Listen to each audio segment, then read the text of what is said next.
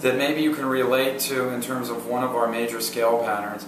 You have to remember that every one of these Dorian positions can be extracted from one of the 5 or 6, depending on if you add the spider scale, major fingerings.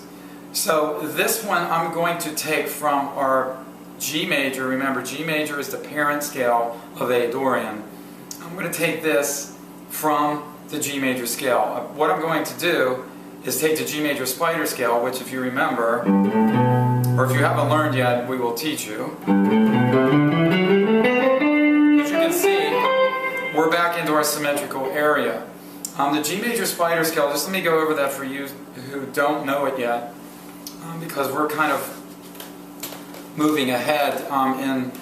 Next week I will begin to do videos on the major scale positions and how important they are.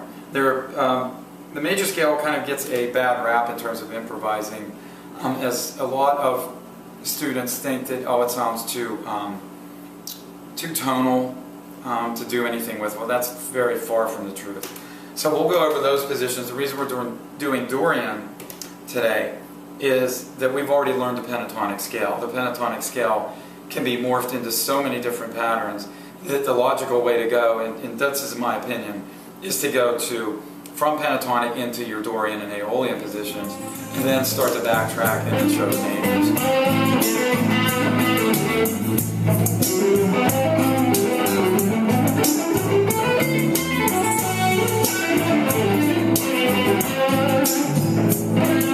Okay, so now for your G major spider pattern, it's basically a triple symmetrical scale. I'm just going to do this very briefly so you have a reference for what we're doing with the backfinger Dorian. Your G major spider starts out with 2 symmetrical fingerings. When I say spider, I'm talking about a scale where you have a fret open between 3 fingers. Between my first and second finger, I've got an open fret. And between my second and fourth finger, my pinky, I've got an open fret. Therefore, when you play it, your fingers, your 3 fingers, tend to look like a daddy long leg, a spider. When I was first starting to play, I would sit with my guitar, no amplifier, and just sit and do scale patterns over and over again. And I was doing that one time, and a friend just watched me play and said, "Your fingers look like a spider." And I happened to be playing this pattern, and from then on I called it the spider scale. And then I think last year at some point I was reading a guitar book, the nerd that I am, and somebody had called it the spider scale. And I thought, ugh, I should have copyrighted that name. In terms of the fingering, I've seen players with very long fingers have a hard time with this concept of stretching their fingers out. And this scale pattern tends to do that. It gets players to realize that, yes, I do have to stretch my fingers out, and I can stretch my fingers out. When you get to the point where you can start stretching out your fingerings, then you know that your fingers are starting to get more pliable and then more conditioned. So when you as a player begin to get your hand to open up a little bit and do this pattern here, then you will get to the point where you now are able to conquer a lot of pretty complex fingerings. You have now got to the point where your fingers are able to stretch out. Your hand is now opening up.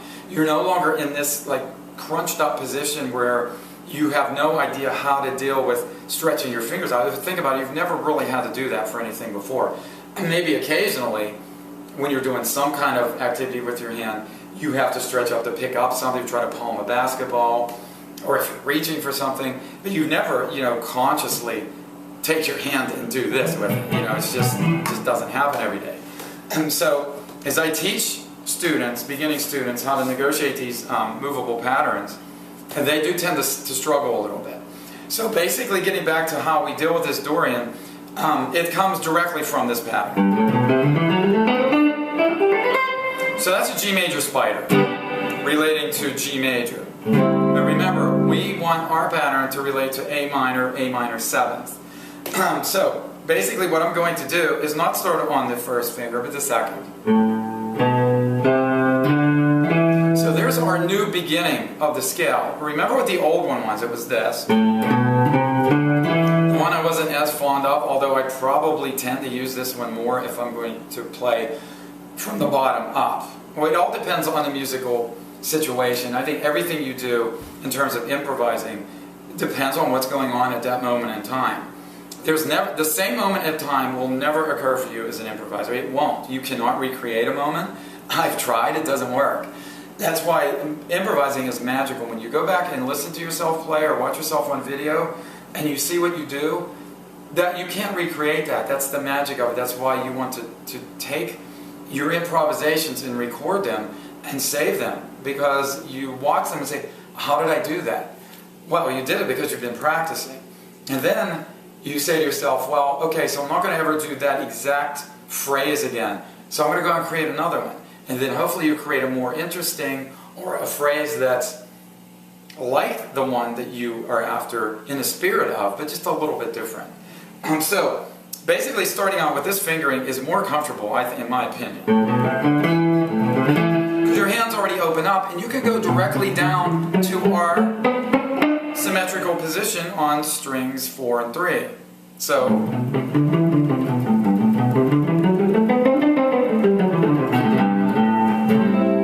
okay, what you don't want to do is land on G, right? If you land on G, then what sound are you getting?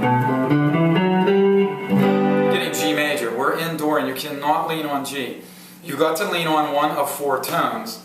And this is again kind of going above where we need to go right now until I start really talking to you about theory and how chords are built and how scales relate to those chords, and how when you're improvising you want to land on chord tones of the chord that's playing at the moment. So basically you're going to go forward. We're going from A to A. And there, you've got your first octave. Second octave, shift. Second octave, and then you add your 2 notes at the top, B and C. Kind of like a turnaround. Now, here's one last advantage of this pattern. If you look at this chord shape, this A minor 7th chord shape, it is directly related to this back-fingered Dorian position. I mean, it couldn't be any more related. To be honest with you, this isn't. It's, I mean, you can do that. The problem is, when we start talking about chords, you're going to see that you're playing a note, D, that does not belong in A minor 7. If you get that, you've got a suspension, and the bad suspension, a lower suspension, which you do not want. So I really think, in terms of the chord, let's say you're doing a chord riff. Say you're doing a chord riff, and you're using this shape, right? And you want to do a little single note after it, then you're right there. You're right at the chord. All right. There's no moving. And then if you want to go to your obvious next chord in the progression, unless you go to B minor, we'll talk about that later. Go to your D9 chord. I never play D7 unless I absolutely have to. That's me again. I'm sorry. I'm going to offend you about that, but I just don't like D7 sound. Then I go to D Mixolydian, which is directly related to A Dorian being directly related to G major. All this sounds very confusing. That's why when you learn the guitar, you need to study music.